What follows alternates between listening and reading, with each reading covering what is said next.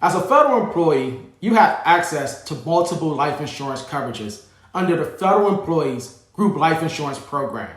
But how much life insurance do you really need? In this video, we'll discuss 4 factors that will help you evaluate your coverage needs. That's coming up, so stay tuned.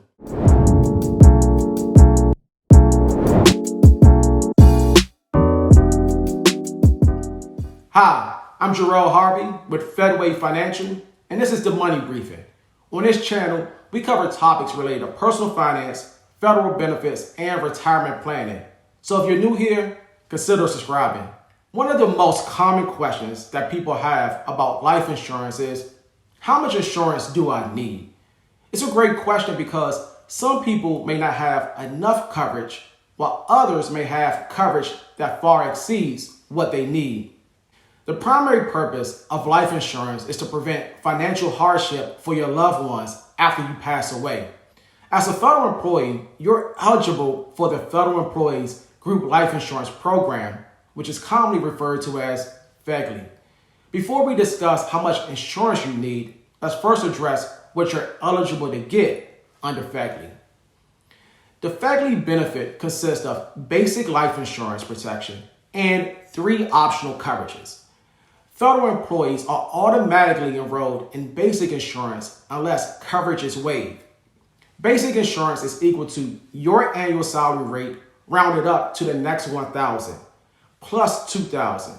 Basic insurance also provides an extra benefit to employees under age 45 at no additional cost. Enrollment in optional coverage is not automatic. There is an option A, option B, and option C. Option A provides $10,000 in addition to basic FEGLI. Option B allows you to purchase 1 to 5 multiples of your basic pay rounded up to the next 1,000.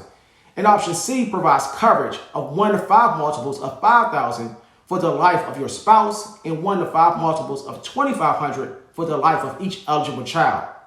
When evaluating your insurance needs, it's important that you consider several factors. And one of the biggest factors that you need to assess is your financial obligations. I like to break financial obligations into 3 buckets: immediate, ongoing, and future. Immediate financial obligations include things such as funeral costs, medical bills, and other outstanding debt or fees that need to be paid off soon after your death. Ongoing financial obligations are things such as mortgage payments, car notes, utilities, and other day-to-day, month-to-month, or year-to-year expenses that may be incurred. And finally, future financial obligations may include college tuition payments and retirement funding. It may also include leaving an inheritance and charitable giving. In addition to your financial obligations, a second major factor to consider is your financial resources.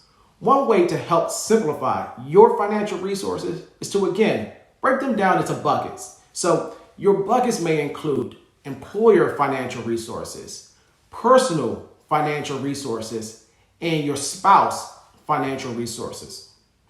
When you pass away, there are a couple of financial resources that the federal government may provide to your surviving spouse. One is the first basic employee death benefit. If you have at least 18 months of service and are still employed when you die, your surviving spouse may receive a lump sum payment that is equal to 50% of your final salary plus a payout of approximately $37,000. The extra payment of $37,000 is the approved amount for 2022, but it does adjust for inflation. A second potential employer resource is the first monthly survivor annuity. If you have at least 10 years of federal service, your spouse may receive a monthly benefit based on your pension schedule. This benefit is available to the surviving spouse of employees and retirees who meet the service requirements. Another benefit that really straddles the fence between your employer resource and a personal resource is your TSP. When you die, your TSP will pass to your designated beneficiary. Other personal financial resources may include your savings, investment accounts, or income-producing assets such as rental properties. Also, if you're married you should definitely consider your spouse's financial resources. This may include income from employment, Social Security, a pension, or other assets that are only held in his or her name. Now, for some people, the difference between their financial obligations and financial resources may represent how much life insurance they need. But I think there are a couple of other factors that you should consider when deciding how much FEGLI insurance to ultimately carry. The third factor that I want to suggest is your health condition. The initial enrollment in FEGLI does not require a medical exam or evidence of insurability. Therefore, if you have a pre-existing medical condition or a family history of certain diseases that may influence you to carry more insurance to help protect against premature death. Additionally, depending on your current health, you may not qualify for many insurance policies outside of the workplace, thus increasing your need for FEGLI coverage. The fourth factor boils down to affordability of the premium cost. You pay 2/3 of the cost of basic FEGLI, and the government pays the other 1/3. The cost for basic doesn't increase with age while you're employed, but salary increases will increase the amount of your basic FEGLI. On the other hand, you are responsible for the full cost of optional insurance, and the cost for each option does increase as you get older in 5-year age bands. As you age, the premium costs become more difficult to afford. As a result, to keep premiums manageable, many federal employees decide to reduce or cancel a portion of their total FEGLI coverage as they get older or when they retire. If you have enough income and liquid assets, this may not be an issue, but it can present a challenge if your insurance needs outweigh your coverage amount. To help address this concern, some federal workers look at private insurance to help supplement or even replace FEGLI at some point.